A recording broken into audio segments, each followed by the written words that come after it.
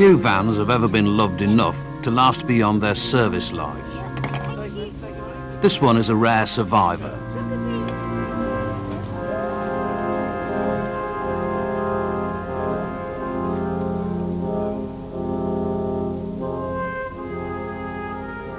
The vehicle is reputed to be the oldest motorised ice cream float in the world. It dates back to 1924. However, looking at the body it's sitting on at the moment, that's a 1930 Morris Cowley, and it started life in 1924 on an air-cooled Rover 8 body, and the ice cream float was built on the back of the body. But after 2 years of its working life, it was decided that the Rover 8 wasn't sufficiently powered to pull the ice cream and the float. So Arthur Hunter bought a Singer saloon and took off the cabin of the saloon and replaced the back of the ice cream float as you see it today, and put that on the back of the Singer saloon. And he ran with that for another 10 years. And then in 1936 he decided to chop up a Morris Cowley. It was in fact a two-door sports Morris Cowley. And he took the back off that and replaced the back of the ice cream float as you see it today and transferred that to the Morris Cowley. And it then did another 30 years service on the Morris Cowley body.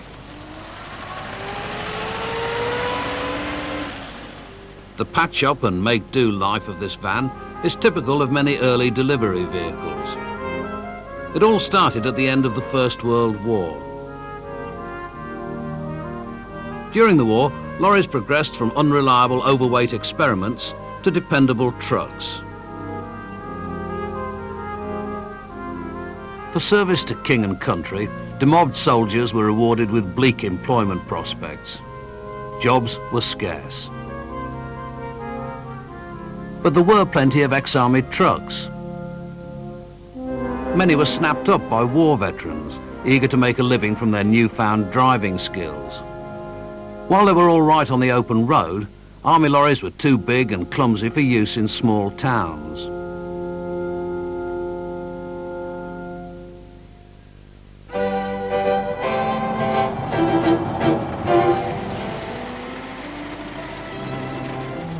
This was the only competition for war surplus trucks, the Ford Model T.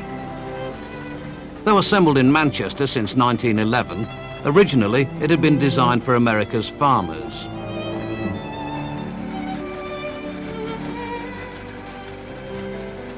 Ground clearance was high to avoid chassis damage on unmade roads. The suspension was robust to withstand the battering from ruts, boulders and deep mud.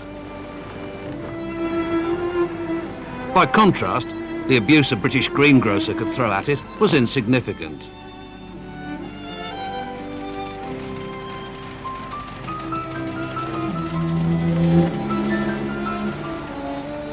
The T was an ideal commercial vehicle, easy to drive, simple to maintain, and above all, cheap. With a variety of utility bodies on offer, the ubiquitous T had the van market to itself. Until 1924.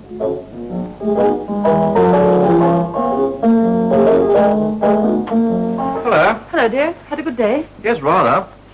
I say, I wish you'd been with me. I've been to Cowley. You know, where they make Morris cars. It's most awfully interesting. Tell us all about it. This time before dinner. Yes, Daddy, do. It is a marvellous scene of beautifully organised industrial activity. There is no sense of rush or bustle. Every man seems to have plenty of time to do what he has to do. There is nothing skimped, and as a result, the quality of the work as well as the quantity turned out is extraordinarily good. With the emphasis firmly off anything as vulgar as quantity, Morris clearly appealed to the genteel values of middle-class England. Like Ford's T, cars and vans were built using a common chassis, so Morris was able to offer the first British-designed competitor to America's industrial giant.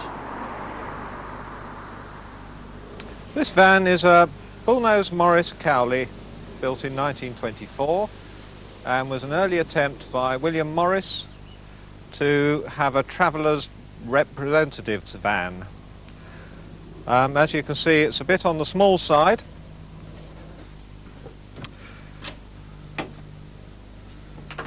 And this is one of the reasons why it wasn't very successful, because there was very little space inside. I think it's rather individual. It set everybody thinking, I think, of a market for commercial light vehicles. The working life of this commercial traveller's van started when only one household in 50 owned a car. Home delivery from high street shops created a need for a really light general tradesman's van that would never be expected to travel much beyond the parish boundary. The little Austin 7 was the perfect answer. Launched in 1923, it was again based on a car. The highly reliable Baby 7 boasted such mod cons as electric starting and brakes on all four wheels.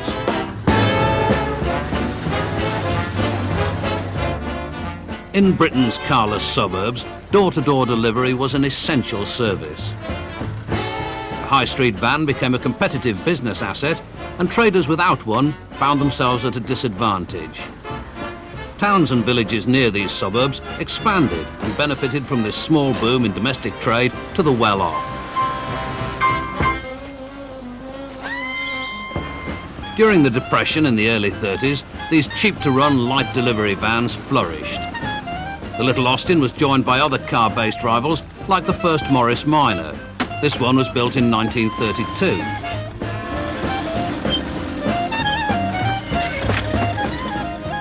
Ford's Y-Type was a commercial version of their appropriately named popular saloon car.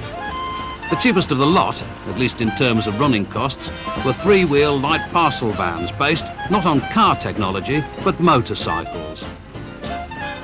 This 1934 Rally was powered by a V-twin engine which thumped away inside the cab with the driver.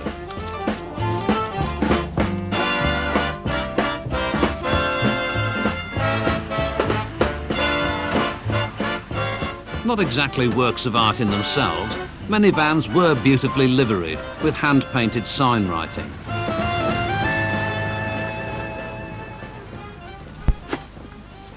These are the tools of the trade.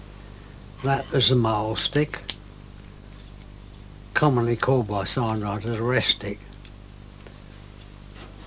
And that is a pallet board with dippers. And these are the brushes.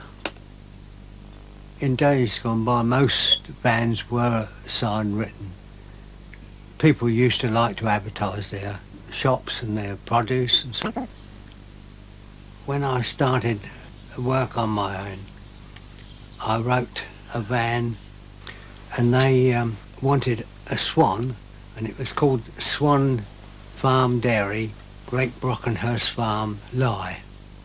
And I got the chance to do all the milk marketing board, including some yogurt vans. Really, it's just hand skill and knowing brushes and the paint to use. I did this van. It was a woman holding up curtains out of a washing machine, and the caption was "Dye it in your washing machine." The first one I done, the woman might resemble somebody, and they were a bit afraid of that, so they gave me a drawing of a Mrs. Woodentop, and I altered it. Well, I think I preferred the original one to the Mrs. Woodentop, but they wanted Mrs. Woodentop, so that's what it had to be.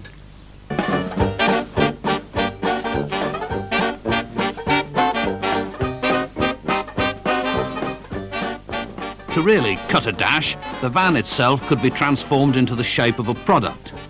Traders went to amazing lengths in their quest for publicity.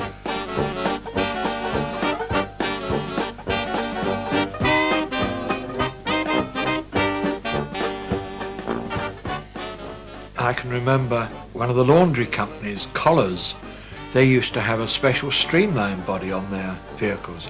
Very attractive, very eye-catching, and it stuck in your mind. It was a very good advert.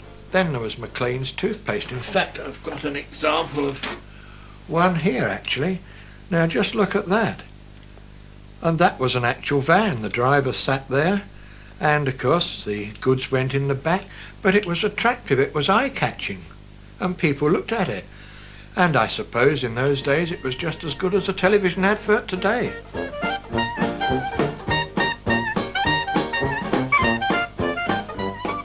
The England's Glory Match Company exploited the arts of sign writing and coach building in the extreme. They built and decorated the world's smallest Austin 7 for their 3-foot 10-inch driver.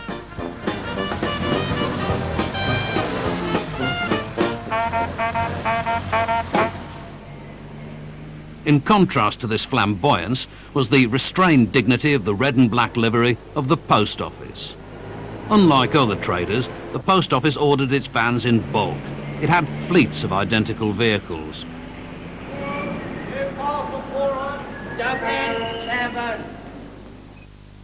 Today, hidden away in a disused aircraft hangar, are the few precious survivors of those vast fleets.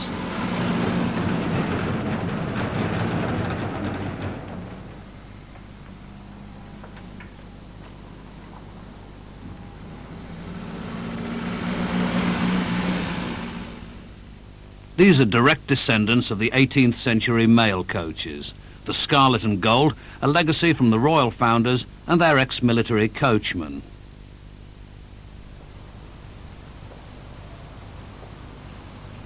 Beneath the dignified paint, mail vans have always been standard production models beefed up by post office coach builders for security.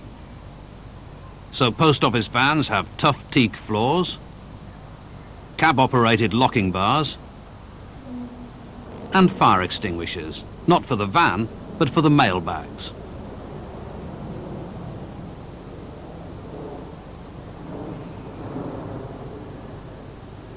Despite the growth of trucks, railways remained the arteries of the nation. Mail, like other freight, always went long distance by train.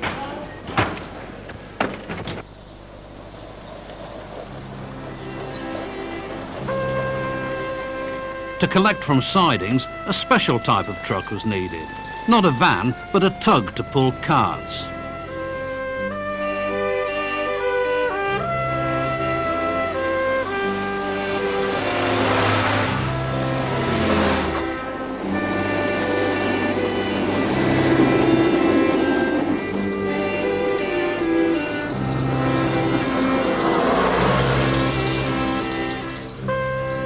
Unique three-wheeled articulated vehicles like this 1936 Scamel were developed for the 4 major rail companies. Called the mechanical horse, it would have its heyday in a new socialist Britain that emerged from the Second World War. Right, come on.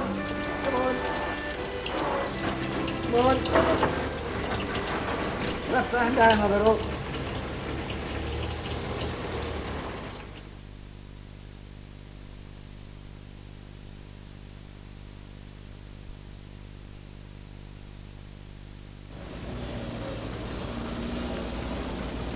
This is the post-war version of the mechanical horse in the new nationalised livery of British Railways. It was called a scarab after the best of lorries, Scamel, and the best of horses, Arab. These vehicles really replaced the animal. They replaced the horse. You could couple this up to any trailer. You'd get one of these, it'd go off out and do general deliveries, and while it was away, there'd be loaders in a railway depot.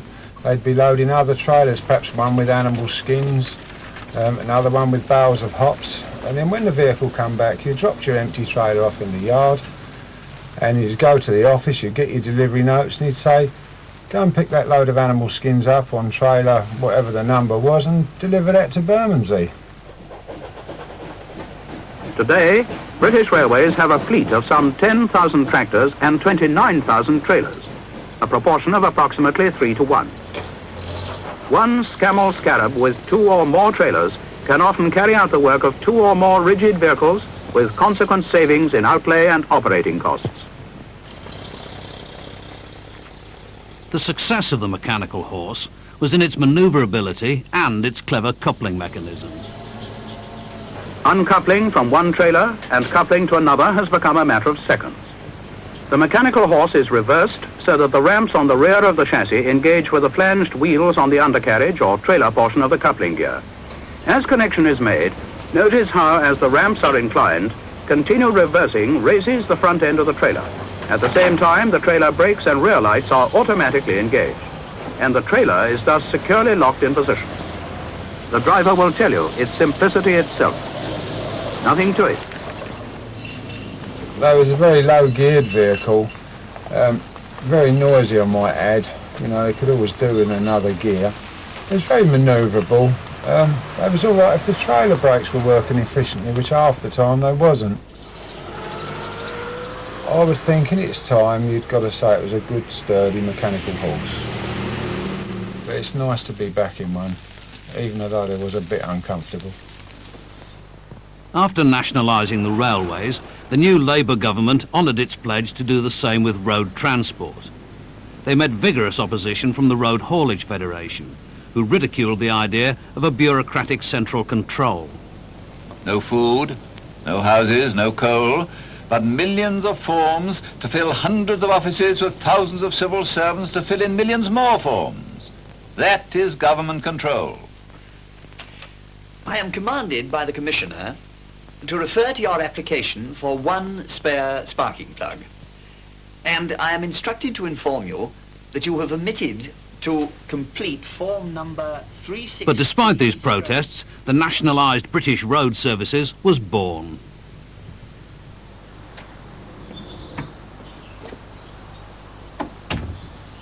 Well, the days when I learned to drive, I was only 11 at a time.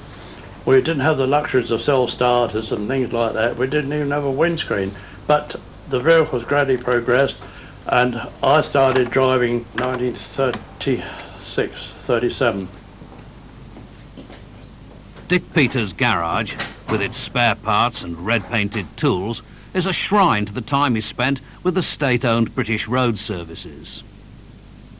You nearly always, say 80% of the time, had your own vehicle. And of course the result was that people used to look after them.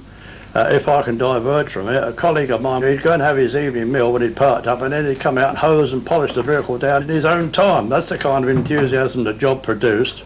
Men love their vehicles. Well, it's a 1947, and it just predates the batch bought by BRS Parcels for workshops runabouts. They were bought as workshop hacks.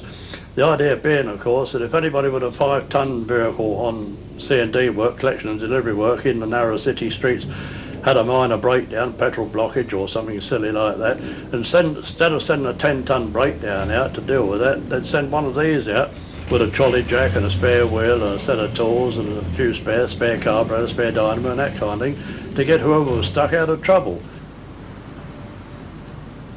All the driving has given me far more pleasure than what it ever has misery. There's been moments, of course, of distress. Who doubts that? Foggy nights, deep snow and things like that, things we don't very often get nowadays, all added to it. But it was recompensed by the sheer joy of being your own governor.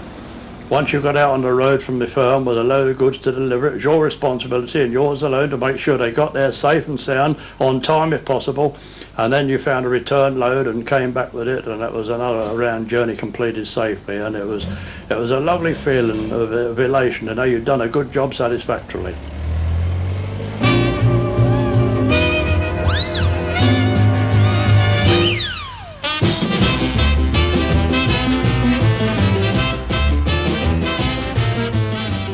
There were exceptions to socialist uniformity. Small high street traders delivering their own goods locally escaped state control. All vehicles, including vans, were in short supply in the late 40s. Most were pre-war designs like this 1940 Austin 8 model. Or the weird Trojan with its twin-cylinder two-stroke engine.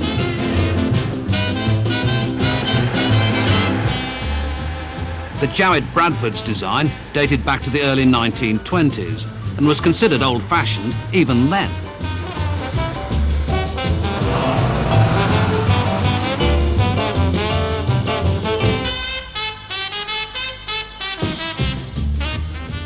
Morris caused a ripple of excitement in 1949 with the release of this J model. With pressed steel panels, sliding doors and space-efficient one-box shape, it at least looked like a genuinely new idea. Although a lot of people liked them, it gave a lot of drivers terrific back trouble for the reason that there was a fully forward control effort. In other words, there was a tin front and a windscreen, but the engine was in the cab between the seats. And the consequence of that was that if you kept the tyres at proper pressure, it's just like riding on two solid tyres up front. You've got every jolt. And there was only a very thin seat to sit on, sort of thing, which didn't help matters at all. So for that reason, they weren't at all popular, although actually there was a quite reliable little vehicle. They gave very little trouble as such. The trouble was that beneath the delightful sculpted curves of the Morris J lurked a primitive chassis from the 30s. British van design was stagnant.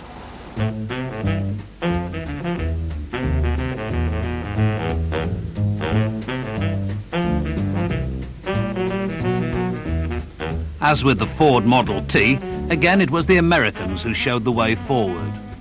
In 1952, the British branch of General Motors produced a completely new type of van, the Bedford CA.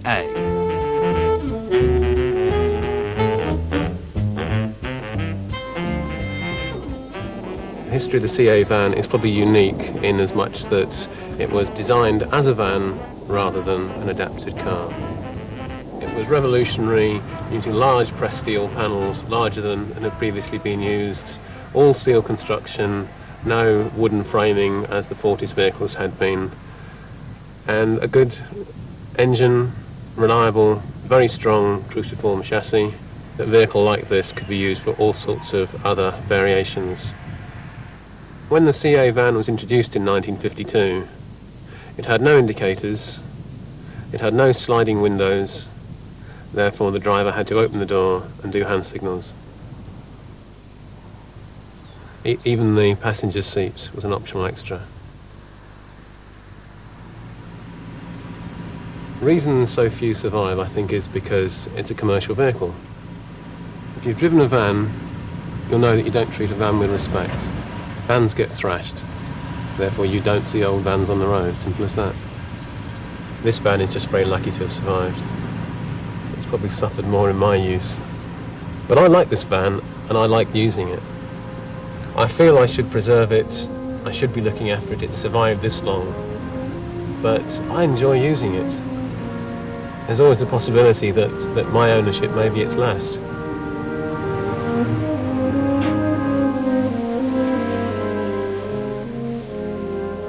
The Bedford was the beginning of a new, tougher world for van makers.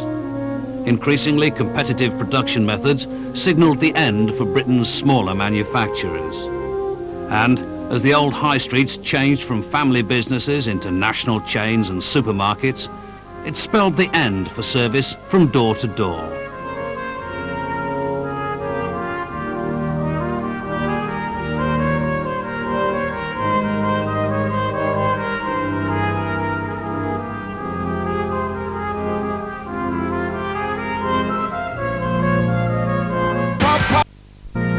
For tonight's turnout of classic trucks.